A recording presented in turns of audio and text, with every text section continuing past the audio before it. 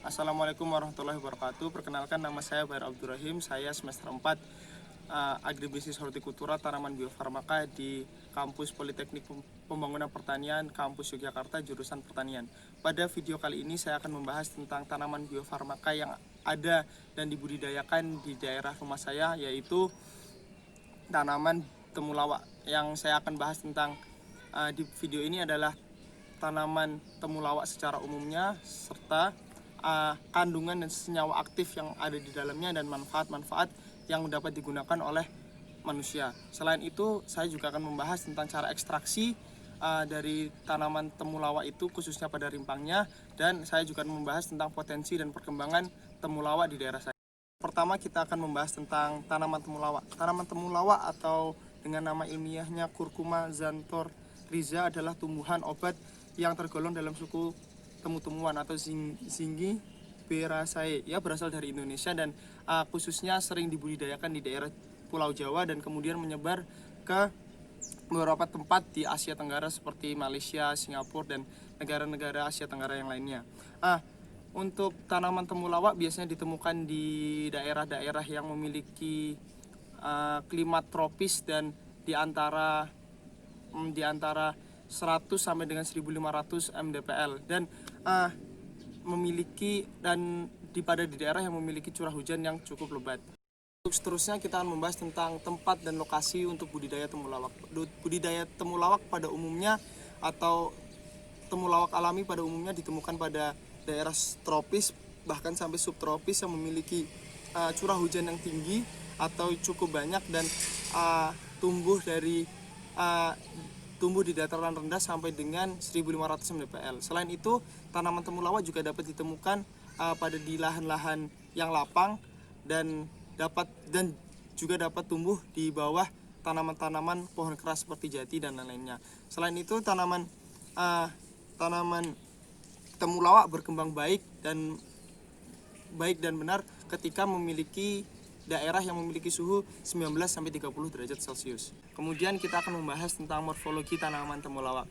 Tanaman temulawak terdiri dari bagian yang pertama adalah akarnya dan kemudian adalah rimpang. Rimpang biasanya berwarna hijau muda atau hijau gelap atau coklat-coklatan bagian kulitnya dan dalamnya berwarna oranye atau kuning pekat. Kemudian ada batangnya. Batangnya adalah batang yang bersifat terna, yaitu batang yang tidak keras yang bersatu langsung dengan daunnya. Ketinggian dari tanaman temulawak ketika dewasa itu sekitar 1 sampai 2 meter dengan ciri batang dan daunnya berwarna hijau sampai hijau gelap dan ada yang kecoklatan. Sekarang kita akan membahas tentang senyawa aktif atau bahan utama yang ada di dalam temulawak.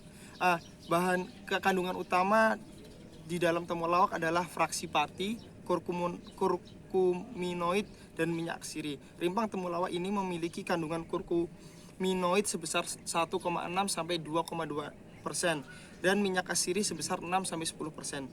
Dan fraksi pati yaitu terbesar di antara 48 sampai dengan 60%.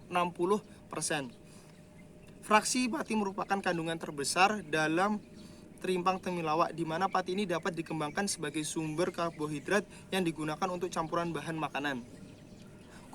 Kurkuminoid pada temulawak merupakan zat warna kuning yang terdiri dari senyawa kurkumin dan desmetoksykurkumin. Minyak sirih merupakan cairan berwarna kuning atau kuning jingga yang berbau aromatik tajam.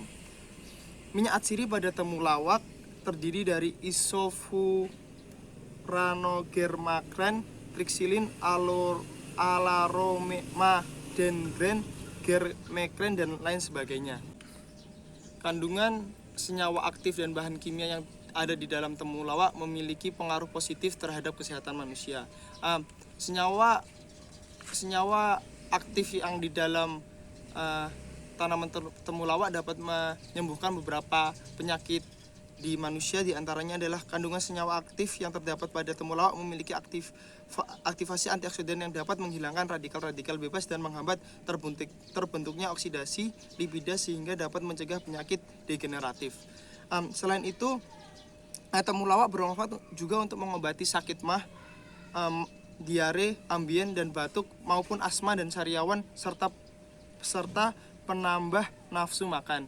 Dan dengan ini makanya tanaman temulawak sering digunakan oleh para peracik jamu dan lain-lainnya sebagai obat ketika orang terkena penyakit hepatitis yang akan menyembuhkan hati karena sifat kurkuminnya, serta sebagai penambah nafsu makan bagi anak-anak yang susah untuk makan. Pembahasan selanjutnya adalah ekstraksi dari senyawa aktif di temulawak. Pada umumnya ekstraksi pada temulawak itu sangat jarang ditemukan. Rata-rata hanya pada sampai tahap pengeringan, dari pencacahan hanya pengeringan dan langsung dijual atau diolah seperti diolah dan dijual di pasar. Tapi menurut beberapa penelitian bahwa salah satu yang paling efektif dalam ekstraksi senyawa aktif pada tanaman temulawak adalah ekstraksi dengan metode meserasi, bertujuan untuk mengikat senyawa aktif yang terkandung dalam temulawak menggunakan pelarut organik. Oleh karena itu dalam proses ekstraksi perlu adanya penanganan yang baik guna mempertahankan senyawa aktif yang terkandung di dalam temulawak. Pada tahapan ekstraksi meserasi ini ada beberapa tahapan yang harus dilakukan. Yang pertama adalah penyimpanan dan perajangan bahan. Rimpang dicuci sampai bersih dan dilakukan proses perajangan menggunakan mesin atau dengan manual, dan kemudian dikeringkan sehingga memiliki kadar air di bawah 12%. Kemudian ada proses penepungan dan pengayakan. Proses ini adalah yang dimana hasil rimpang tadi yang sudah dijemur akan digiling dan dihaluskan agar menjadi tepung dan dapat diolah lebih mudah di tahap selanjutnya.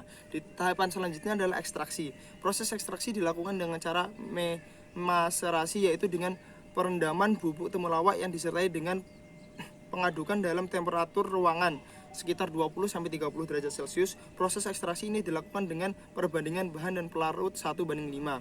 Dan 3 variasi lama perendaman, yaitu 12, 20 sampai dengan 36 jam. Pelarut yang digunakan dalam proses ekstraksi ini adalah etanol 96%. Yang tahap terakhir adalah penyaringan. Penyaringan dilakukan untuk memisahkan antara ampas dan filtrat. Proses penyaringan pada ekstrak bubuk temulawak dilakukan menggunakan kertas saring. Sekian video dari saya. Mohon maaf jika ada kata-kata yang salah dan semoga dapat bermanfaat untuk semua. Terima kasih. Wassalamualaikum warahmatullahi wabarakatuh.